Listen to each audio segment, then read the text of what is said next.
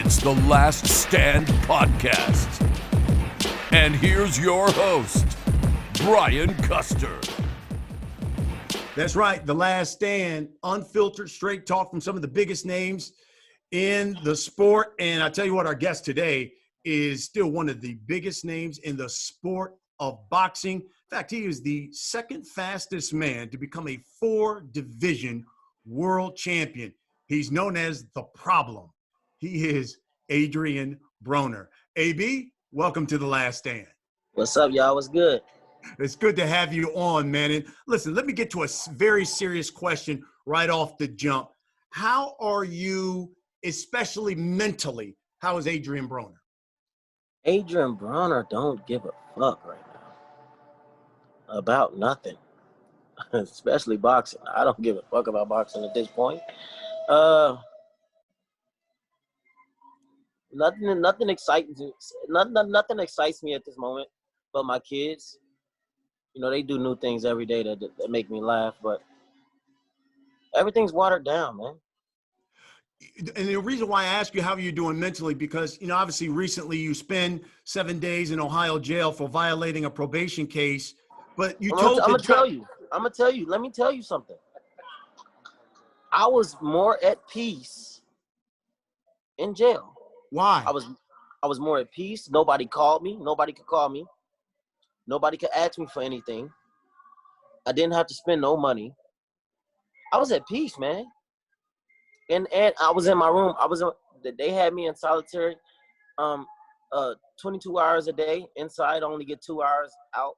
So, yeah, they treated me like a murderer, but I was at peace. And the reason why I asked you that mentally was because you said, quote, you told the judge, listen, I'm struggling. My wife has left me. I needed counseling. So have you talked to a trained professional at all about your mental health? I'm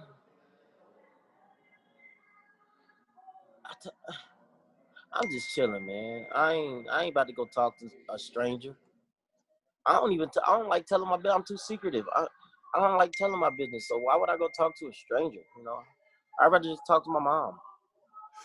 And listen, we've seen how other professional sports, whether it's the NFL, whether it's the NBA, Major League Baseball, they provide mental health professionals for their athletes. Do you see? I'm in a sport where they don't give a fuck about you. They don't care. You know, after you fight, no one call you. No one really call you. I mean, I talk to Al Heyman every day, but outside of no one called. Nobody care about what you do. You know, boxing is a lonely sport. You know, nobody will never understand it until they really in it. And you know, I handle it different. You know, I've grown a lot, and I handle a lot of things different at this point. But I'm not thinking about no boxing right now. Yeah. Is it time for boxing to look into that? I mean, because you hear so many boxers say, "Hey, after a loss or after something, I went through depression." Is it time for boxing to start? I'm gonna tell you. I had to talk to when Danny took his loss. After he took his first loss, it was real tough on him. Then he took another loss.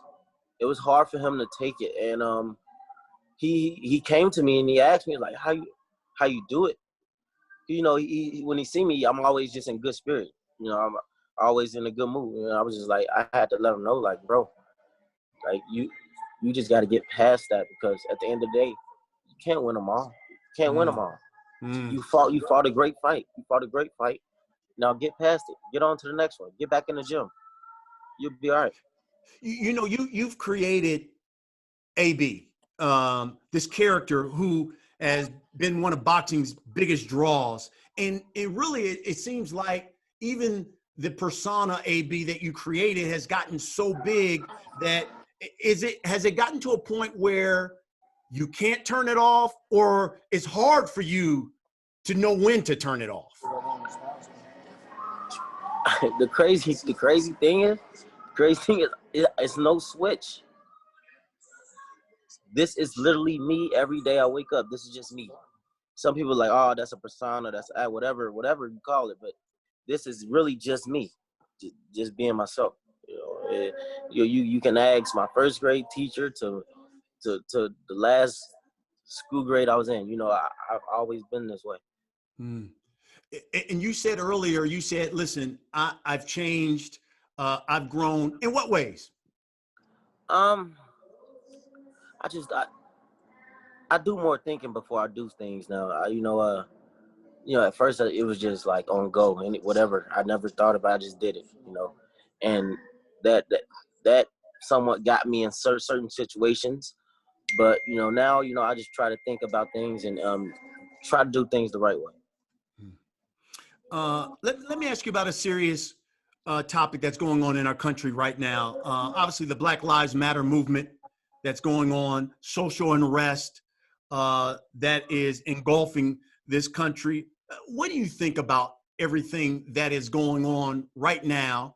And do you think that maybe fighters should be using their platform like others, whether it's in the NBA and the NFL, are doing? Honestly, what's going on in the world right now ain't did nothing but help us, and I'm talking about us as African Americans. A lot of my niggas, man, they touching some crazy money right now in the streets. So it ain't did nothing but help us. But what's going on is crazy. The world shut down really. But I'm just sitting waiting patiently. You certainly had some run-ins with the law. What do you tell your young sons? Man, live your life, man. Try to make the best decision, and whatever you do, you got to stand up to it. You can't always call dad, you can't always call mom to get you out of these problems. So that's why when people see me in every situation, I got to smile because I understand. I'm here because something I've done. So I'm okay with any decision I make. Back in May, you went on social media and you demanded that Al Heyman, the PBC, Showtime pay you $10 million Damn right. or you're retiring and pursuing the rap career. Was that just posturing?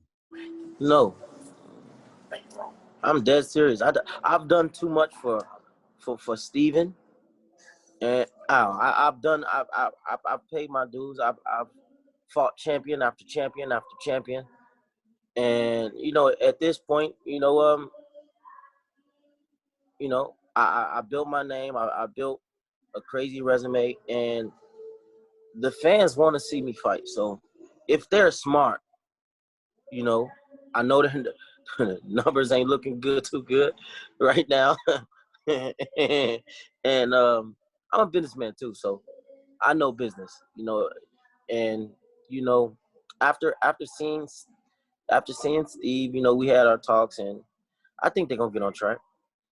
And that 10 million, is that for one fight or is that for 10 million for a couple of fights or a series of fights? Nah. One, because it only get greater later.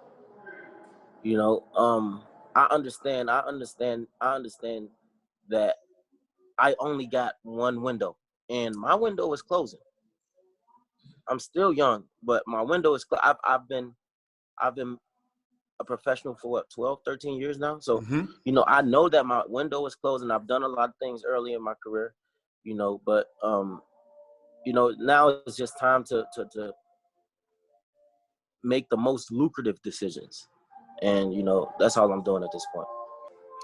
I always see anytime you go on social media or you talk about something, you always use hashtag adjusting to fame. What does that mean? What does that mean? That's actually the name of my album that I'm gonna drop. And when you dropping it? Soon. But I choose that name because it's just it fits my life, everything I'm going through.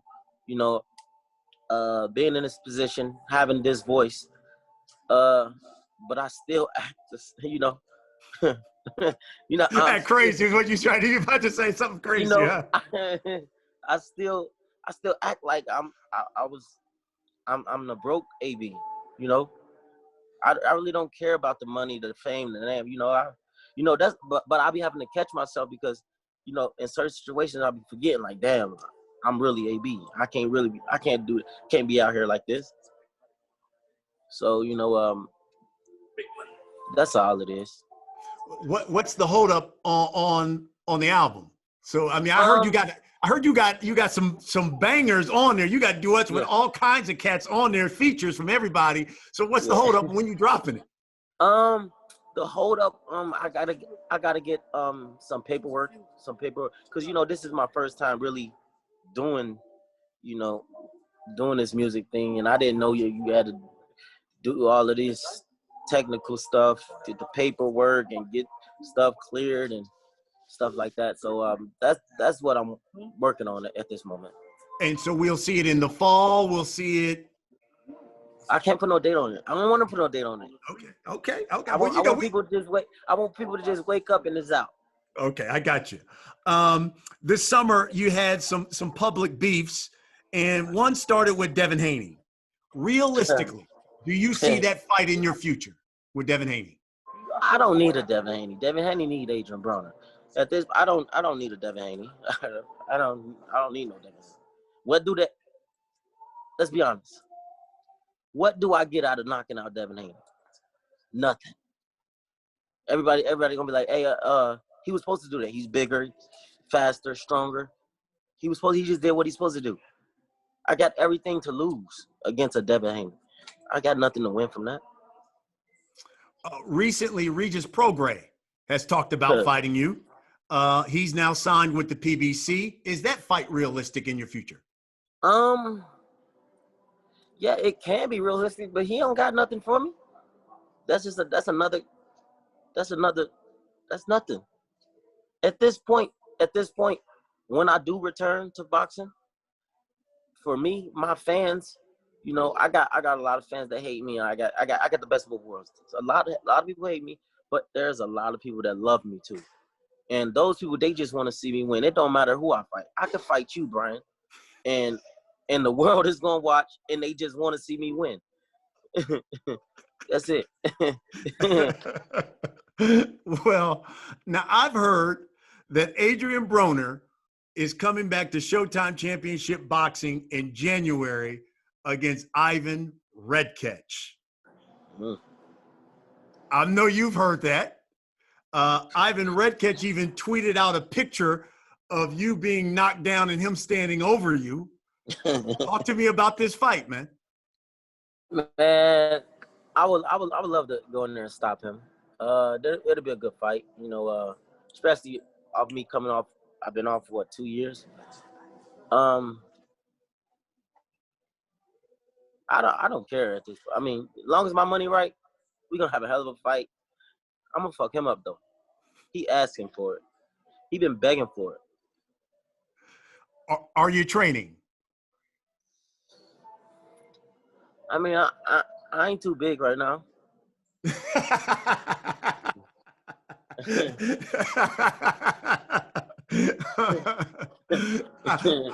I'm sure you saw the sparring video of Gervonta in Redkach. What did you think when you saw that sparring video? I knew it. I mean, come on, man. Listen, he a nice opponent. That's all I gotta say. Hell of an opponent. Every fighter who comes on this show, I always ask them this question. Put management aside, put manager. If it's up to Adrien Broner, give me your next 3 fights. My next 3 fights. That's tough. I'll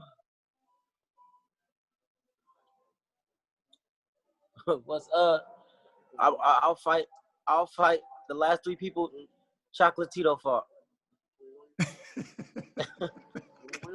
that guy's so small than you. We want realistically. And Adrien Broner says, he says, I'm coming back to fight. Line these 3 guys up and let's get it on. On my kids, bro. On my life. All right. I say Ivan Redkach,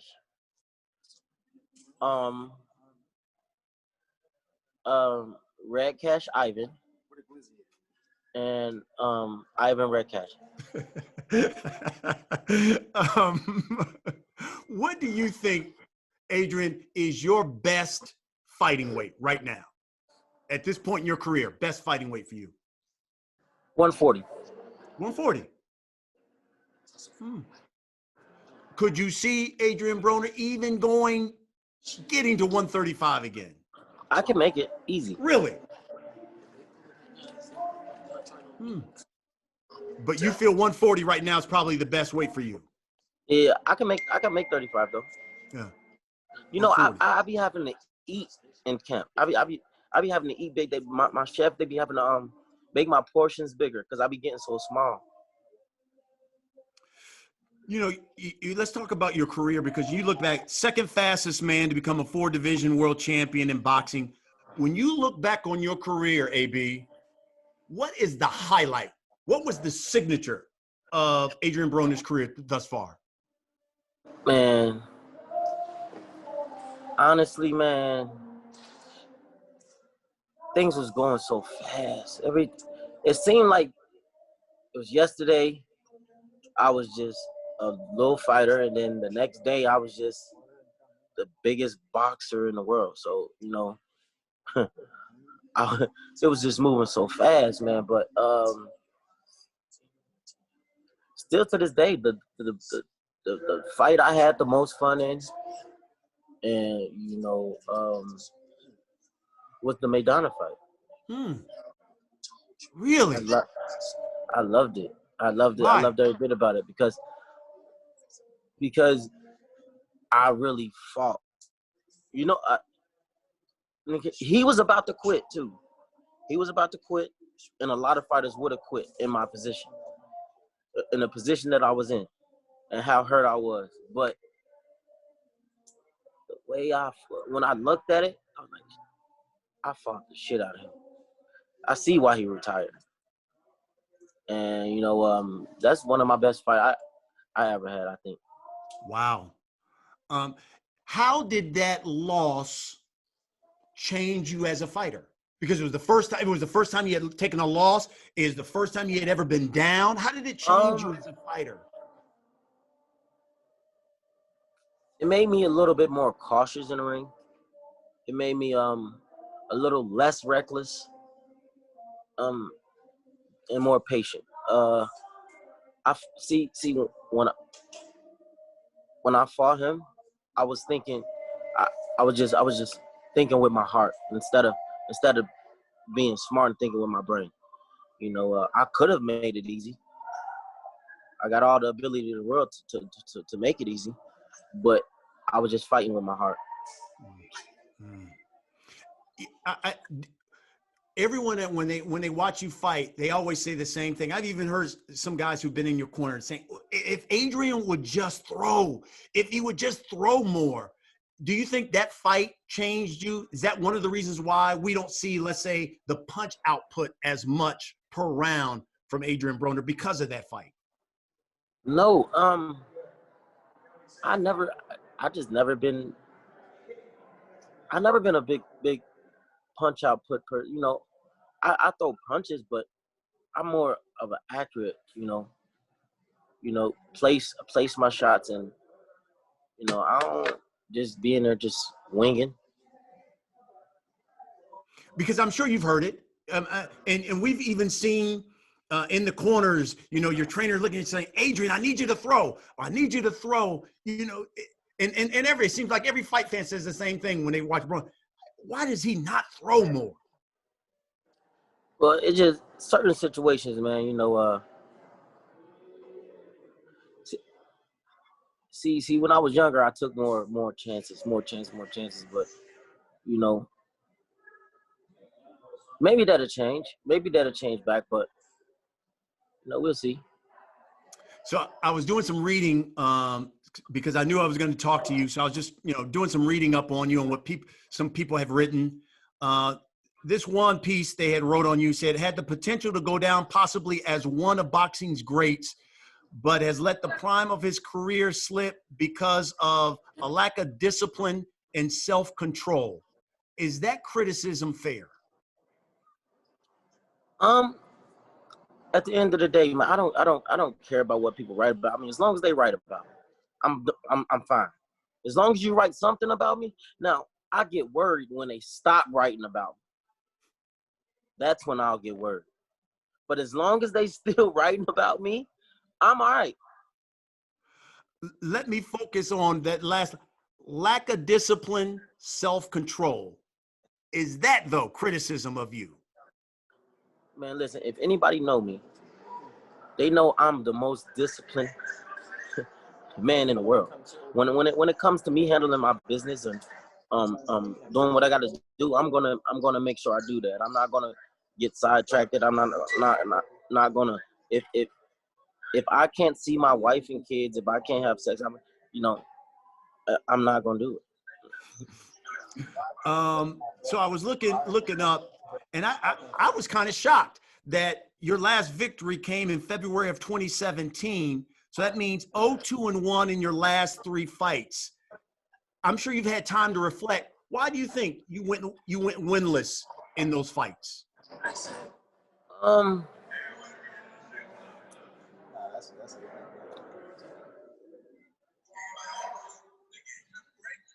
mean, shit happens. But I don't sit in sorrow. I don't. I take it for it. I take it for what it is, and it's on to the next one. It's on to the next one. They say you're not nothing but your last performance, and my last performance, I fought a nice fight, fought a good fight. But after my next performance, I think it just shut all the critics up, and they'll know I will be champion again, and until I do. We had Tank Davis on the show. We had Errol Spence on the show. And let me tell you something.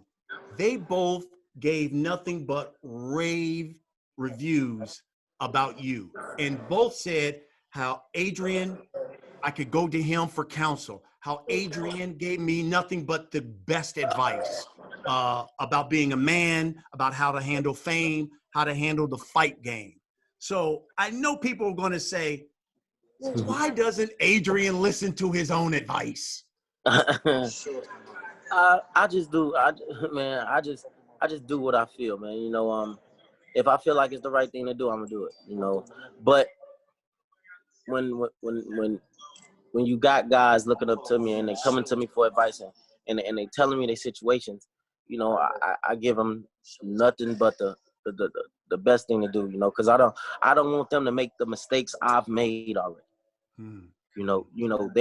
They just now, picking up and becoming, big names in the sport and getting the fame and all of that. So, I don't want them to make the mistakes I've made, certain decisions and just spending reckless money and, you know what I'm saying? So, even when they with me, I just watch them, man. I'm just a big bro. That's it. If there was one thing that if you could go back and change one thing, when you look at your career, what would be that one thing you would change?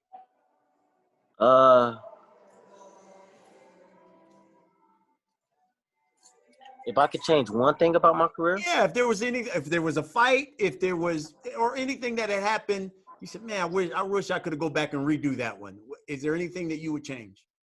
Yeah, it is something I'll change.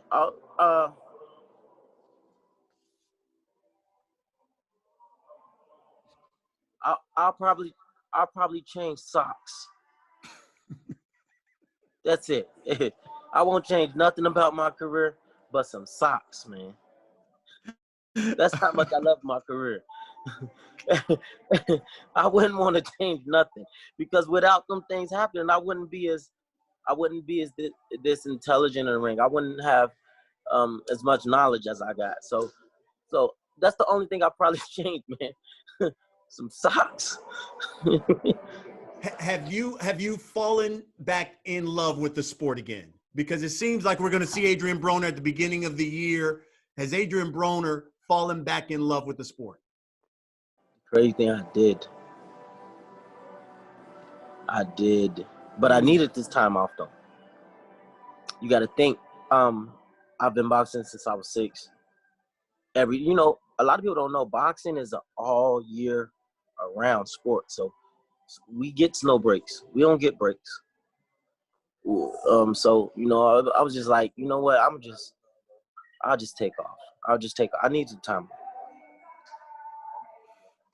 Give us a sense, because we've heard it from a number of fighters, when you come up from, let's say, poverty, nothing, all of a sudden you got this skill and you become a champion. It comes with money. It comes from all kinds of people coming after you, and you got to learn how to juggle that.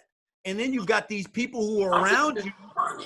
Maybe, listen, when you were coming up, y'all didn't make the best decisions, but now that you're a champion, it's easy for someone to say, hey, you need to get rid of those guys. But it's hard, too, because those guys feel like, hey, we helped you make it. Right.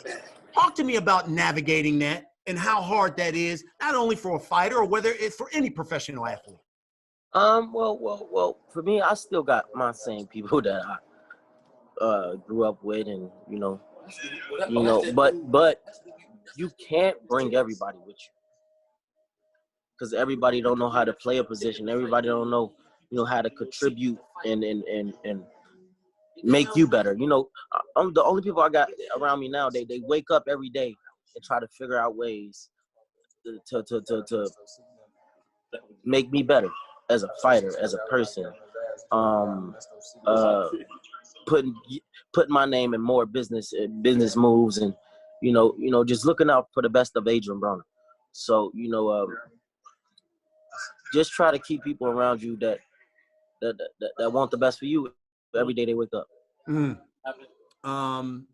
Biggest misconception about Adrien Broner, because I've heard, hey, look, this is a guy who will walk down the street and give the homeless $100 bill, and it could see somebody who's destitute, will get the shirt off his back to them without the cameras around. Biggest misconception about Adrien Broner. I'm just a loving dude, man. I just hate to see somebody hurt. I hate it. I can't stand it. That's just me. I don't know. That's just me. I don't do it for cameras. I don't do it for likes. I just do it. If I feel it in my heart, I do it. Yeah. Interesting. You've had some epic run-ins with some of my fellow members of the media. Al Bernstein from Showtime, Joe Gray from Showtime. What is that about? Why? No, man. They was talking shit on Twitter, and they thought I didn't see it. They was. I promise you. I remember they was talking some bullshit about AB. So when I seen him, I had to let him know. Because you've said it a few times. Look, you would always be like, hey, I know the media is against me. The media doesn't want. You don't really believe that, do you? I just know I'm a villain of the sport. You like it that way, though, don't you? Yeah, I love it. Yeah, why? Because good guy always come last, man. Think about it. You got a guy. He's faithful. He cooks. He cleans. He washes the car, and she get in and come fuck a nigga like me. Good guy always finish last, man.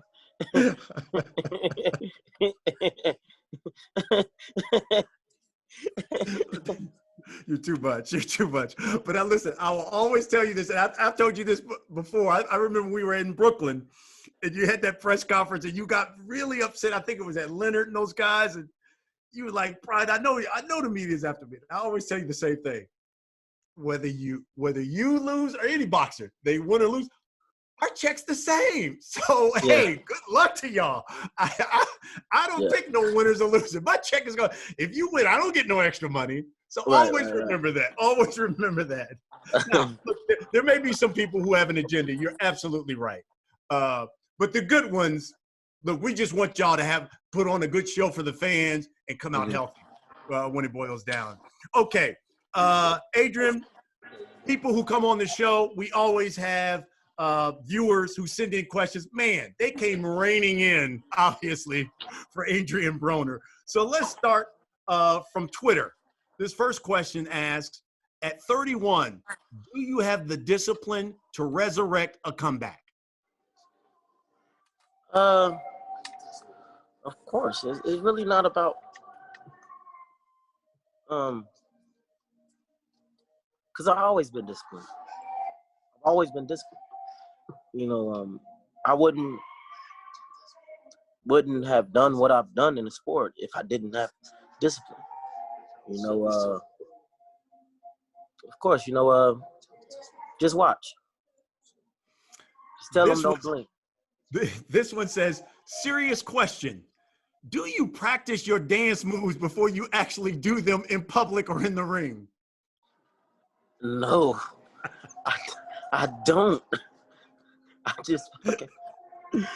do whatever I just feel. This one comes from Twitter. Does your pop still brush your hair? Yes. Yes, he do. Are you going to bring that back? We haven't seen any pops brushing your hair in the ring in a while. Yeah. This one also from Twitter. It says, will you ever take boxing serious again and not just for one training camp? I told you, I had to give myself some time away, but yeah, that guy is the guy is back. I love it. This last one here says, how is your mental health doing? Is anyone in your camp looking out for your mental health? My mental health, well, I look at mental health as, that's something you have to do with yourself. I told you I look at a lot of things different. I'm happy. I'm happy. Yeah, I go through things, me and my wife, we going through whatever, but I'm still happy in life. I guess you can understand maybe even the boxing fan, and as you talk about those fans who care about you, because listen, I mean, you've gone on social media before and said you wanted to take your own life, that you were going to take your life at a certain time. Listen, I've even called you at one time and said, hey man, if you need to talk to somebody, let's talk. So you can understand why some people are concerned, correct? Yeah. I know. Like I said, you got some people who love me. Then you got some people that hate me. But even the ones that hate me, they really love me. They just don't know it yet. So I get it. Yeah, but overall, I think they want to make sure that from a mental standpoint, Adrien Broner's good. Yeah, I'm straight. Okay. Adrian, who's your favorite fighter right now to watch? Who's the guy who, when he steps in the ring, you say, man, let me turn on my TV, man. My guy's about to fight. I don't turn on TVs. I'll be there. But my right now is Gervonta Davis and Earl. Who's the one fighter who's had the biggest impact on your life as a boxer?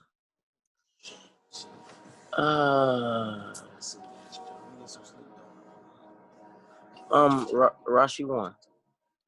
How about that? You guys grew up together, and yeah. That's great. Okay, Mr. Broner, we've come to the last segment of this show. We call it The Last Stand. I'm going to ask you a series of questions, Mr. Broner. You give me the first thing that comes to your mind. All right, you ready? Yeah. Okay, here we go, Mr. Broner. Give me the one fighter who gets up under your skin just every time you see him, you want to fight. Floyd. Is AB still the can? Anybody can get it for sure. Who's got more kids right now, AB or Evander Holyfield?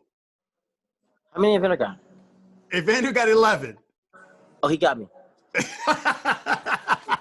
Now, you've told me that AB has stood for Adrien Broner, Yeah. about billions, Yeah. about business, about boxing. What About bitches. what does AB stand for now? About bitches.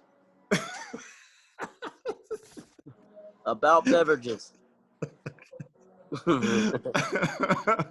Last but not least, when it's all said and done, what will they say about Adrien Broner's career? He's one of the best to ever laced up a pair of boxing gloves. One of the best to ever lace up a pair of boxing gloves. And honestly, I never looked at it this way, but I changed the way fighters do things now. Before I came on the scene, it wasn't a lot of fighters flashing and chains and now all the young fighters, they got the I made it kid. Like you could see a fighter like once he gets to that stage, you're like, all right, he made it now. Okay. He's somebody now. Okay. All right. He gonna come through with a chain on, big entourage, some of the nicest bitches. Yeah. I tell you what, more things change, more things stay the same. He's still the problem, Adrien Broner. Let me tell you something. You know what? I've enjoyed this, man. I wanted to have you on the show, and it's really good to have you on. And it's good to see that you're doing well. That is what I'm happy most about, is that you're doing well. Mm-hmm. You my boy, man. I love you to death, man. You always check on me, man. I appreciate you. I really do, man. And that's what we do here on The Last Stand. We bring you the biggest names in sports, like the problem, Adrien Broner. Thanks for watching. We'll see you next week.